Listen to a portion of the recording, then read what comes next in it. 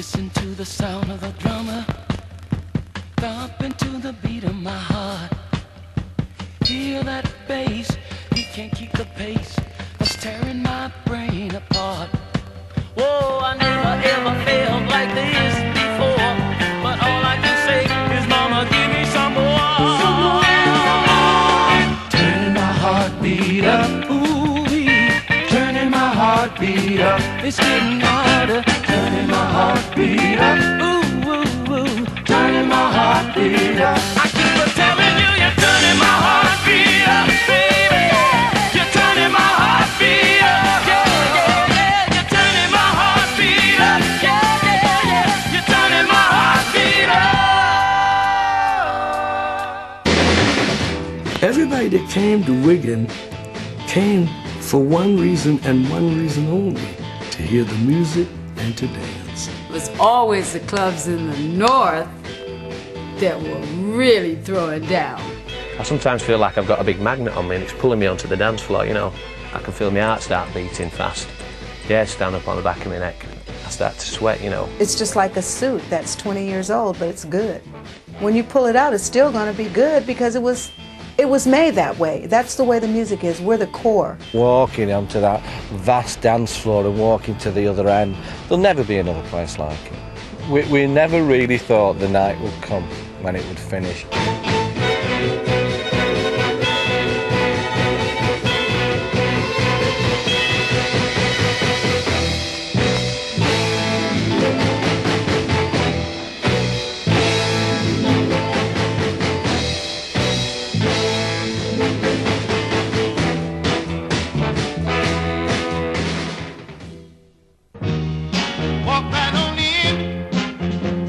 The casino opened on September 23rd, 1973, and we opened at 2 a.m. and we're all very nervous. It was a big adventure. The casino was initially just another all-nighter, a welcome all-nighter, as a carry-on from the Torch. We ran it not knowing really it's going from week to week, and then after about a year we thought, you know, it was like a monster running along and we were hanging along the back of it because everybody wanted to come. Let it shine like a light, take all my blind soul, babe. First time I went, I was sort of far too young to go and had to sneak out the bedroom window onto the porch, down the drain pipe type of thing. Of course, when I got back in the morning, my mum was waiting there, got a good hiding, and where have you been all night, and you're not going again, but that weren't stopping me, because it was fantastic, you know. I had to go every week. It had a lot of members, and it also was an all-nighter for 8 years. Most all-nighters are closed. All the great ones, Twisted Wheel, Golden Torch, lasted a year, 2, 3 years. Wigan Casino was on every Saturday night for 8 years. That's a long time. What struck me immediately was the heat in the building. That was the first thing that I can recall. And then all of a sudden, I looked up and it looked like it was raining inside of the building from just the pure condensation of sweat from the people dancing. And I said, boy, this is my kind of place, this is. I'm living the night, oh yeah. I'm living the night, oh yeah. I'm living the night. I can still envisage walking in through the doors up to Mrs. Woods, who was on the door. I was like this, like a maniac, grabbing the money and throwing theirs back at them. You had to be quick, because they were pushing and shoving that much. If you hesitated, some of them would have been upstairs for nothing. Underneath the place was the beach coma. If they went into the back stairs, I was DJing, and then suddenly a door flew open under the stage and hundreds of people just disappeared onto the dance floor. It was like rats breaking out. Of course, some of them used to have a sleep on the floor, you see. Used to have a sleep inside. When they got tired, they'd have a sleep, and then when they woke up, they'd have another dance, and then they'd have another sleep.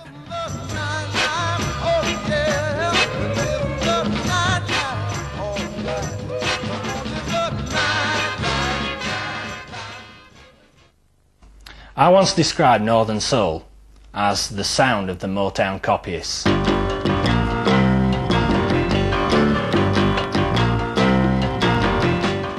The end result was a plethora of music that was made all around the States, most of which was bound to fail commercially because there were just too many of them. And these failures were the rarities that Northern Soul required. Here was a music coming over from the United States, first of all through Liverpool, through Navy personnel and Army personnel. It was an alternative to what it was that they were being force-fed for so many years by the powers to be.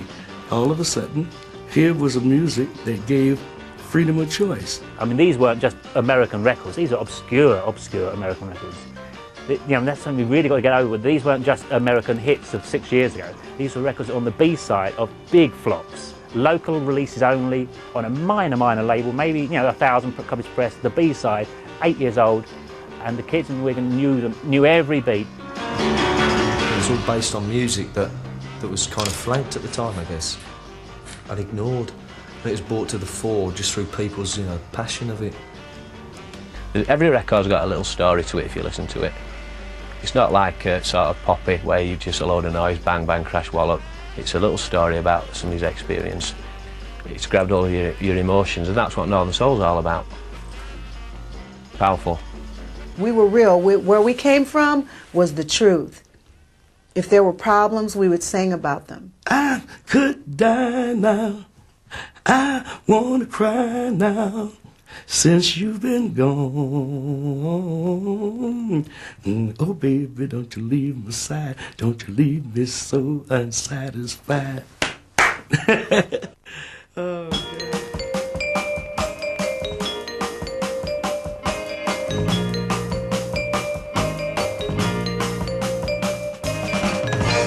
want me to get down on my knees, beg you, baby, please, cry a million tears? Do you want me to call you on the phone, beg you to come home, think of all the years when I once lived in paradise, when the love life... Yeah, nobody danced like that. I've never seen anything so energetic. Yeah, just unbelievable. You stand and watch it. How on earth did they spin that many times in a row, come out of it and carry on dancing, no effect? The things on the floor that later break dancers did. Yeah, it's often not as well. I don't know how they did it.